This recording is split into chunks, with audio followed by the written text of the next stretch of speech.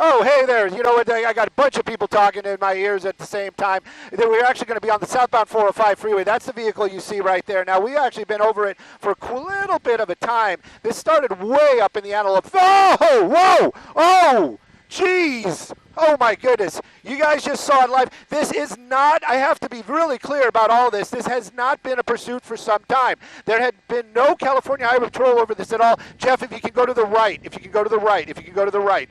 The California Highway Patrol had lost visual on this vehicle a couple of times, and they actually gave them the slip on the 5 freeway southbound where this vehicle got onto the 405 freeway. Hopefully you guys saw that down there, because I can tell you in the ship right now we're having a little bit of technical issues, but you saw that crash happen live out here. And again, I don't think he actually hit anybody, just lost control of the vehicle. Now, California Highway Patrol, they are probably going to be making their way over here in just a bit. We're southbound 405, just south of the Sherman Way exit. We haven't seen anybody get out of that car, but what a crash that was. He lost control, went into that center divider, and hit so hard. Door is opening up right there. You know, this guy, that's a good Samaritan right there in that vehicle. And right now, the only thing they wanted this vehicle for was speed, but you know what? You just don't know what's going on inside that car. That door trying to open up, those other vehicles moving along. This, you know, it sounds like heartless, but that might be the best thing to do, because we don't want to see somebody get carjacked, but again, on that same breath,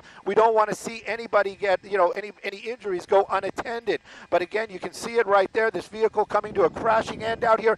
Technically not a pursuit, because there was no law enforcement behind it. They get given up earlier on because of the erratic driving. But again, we just saw that live, that vehicle losing control and slamming into that center divider. Ladies? No. Not, you know, the thing is the California Highway Patrol, the last officer, you know, he made that erratic move and then he got onto the 405. If you know that intersection up there out in the Sylmar area, so the last CHP unit that was nearby, you know, he's pretty far back and he continued on the 5 freeway. Got another good Samaritan pulling up here. Again, this is really, it is heartfelt that somebody is coming to see if these people are okay. That was a violent crash. That was probably 80 miles an hour or more into that center divider with sideway motion. You know, we did see the door open, so that's a good sign. But again, these folks are over here, you know, rendering help, but you don't know what that driver, their intent was in there, especially with those high speeds. Right now, though, you can see California Highway Patrol coming out. They got their weapons out. Again, they don't know what's going on. Oh, yeah, California Highway Patrol, they do not play, especially West Valley. There you go. Let's close the door, let's bust out that window, and let's have a little bit of a talk. This is what goes on when they put the public at danger. It's such danger. You know, imagine if this car hadn't hit that center divider.